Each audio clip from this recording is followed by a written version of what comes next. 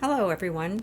Today I'm making black bean brownies. I got this recipe from Forks Over Knives and it's pretty basic.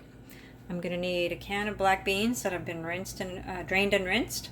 I'm going to need half a cup of cocoa powder, and it calls for 1 cup of date syrup, but I made my own and it turned out more into a paste. I think I used too much date compared to water. It's supposed to be half a cup of dates and half a cup of water, and you let it soak and then you blend it. So this is what I've got.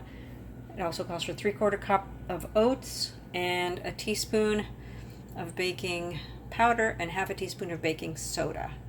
And you put this in the food processor. So here I have it, the black beans, cocoa powder, and date syrup. I'm going to blend that. So I've always wanted to make black bean brownies, but I hadn't found a really good recipe until now. I hope this is going to turn out. I've not made this before, so let's just blend it.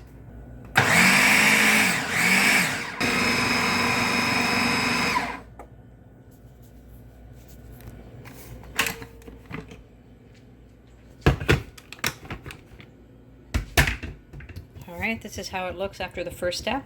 So now you add the oats,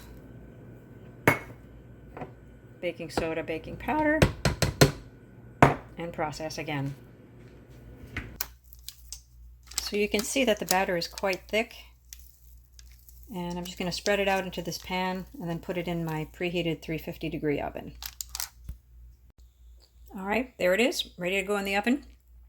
It's going to go into a 350-degree oven for 35 minutes.